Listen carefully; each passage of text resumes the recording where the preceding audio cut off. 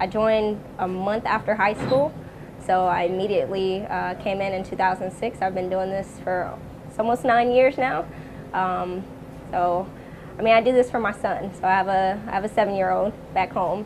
So this is what I do for him. I come from a long line of people in the military. My dad actually did 20 years in the Army.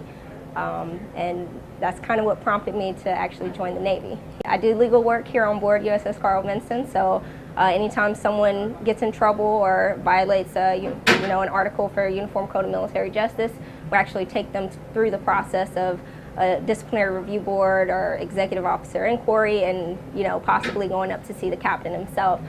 So it's a really big job for us to do here. We do non-judicial punishments, we do administrative separations, we do court-martials on board the ship.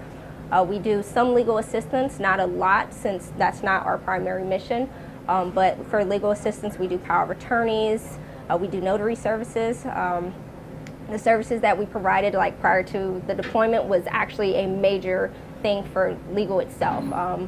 All of the power of attorneys that we had to do prior to the deployment, getting people set up with wills and everything else, it was a really big thing for us.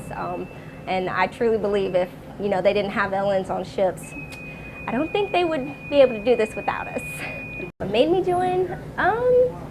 Educational benefits. That was probably the biggest thing at the time for me, especially since I was coming straight out of high school.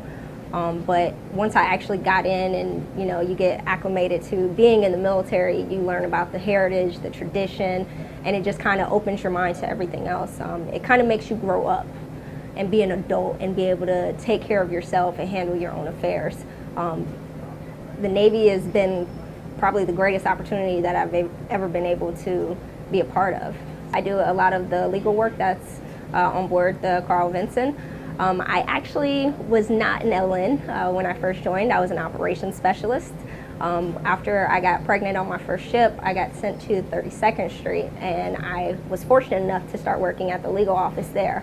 And they started to try to convert me when I was there. I did want to come in as an LN, but before, when I came in, you had to be an E5 to convert over. So I wasn't able to do it. But in 2009, I was able to actually go to school and convert over.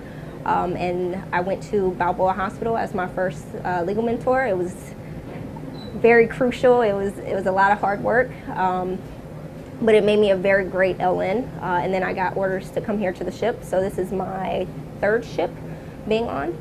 So I didn't really choose it. It kind of chose me along the way, but I'm glad that it did. Once you become an LN, it's mandatory for us to actually have our associates in paralegal. So the Navy actually pays for our college education for us to have this degree. And a lot of the new LNs that are going through the school actually come out with a lot of the college credit that they need in order to get the degree. So it's definitely way more than I ever expected. Let's see, most challenging thing about being an LN, all the paperwork. It's like a ton of paperwork. You have to know your rules, your regulations, your articles. You have to know how to charge someone, what type of charge to do. You have to have great attention to detail. Your writing skills have to be on point. So it's a day-to-day challenge to try to get everything, stacked up and in place. The writing skills is really big for us, especially because a lot of our correspondence go up to the commanding officer or even up to the admiral. So it's very important for us to have that attention to detail to make sure that we're checking for errors, we're checking for spelling mistakes, and the product that we send up is the best product that we can. I love what I do. It's kind of weird to say that, but I absolutely love my job. A lot of times I hate to see people in the position that they're put in, but it's something that they've done to themselves. As long as I help them through the process and let them know that everything's all right and they can bounce back from this, I feel better about myself. Same thing with separating someone from the military. That's not the easiest job in the world, but someone has to do it. And again, as long as they know there is life after the military, then the process will go a lot smoother. The travel that we get to do, that's one of the biggest things that I love about being in the military, getting to go to foreign countries, having new experiences, meeting new people.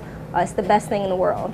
There's a lot of great benefits to being in the military, not only for yourself, but for your family.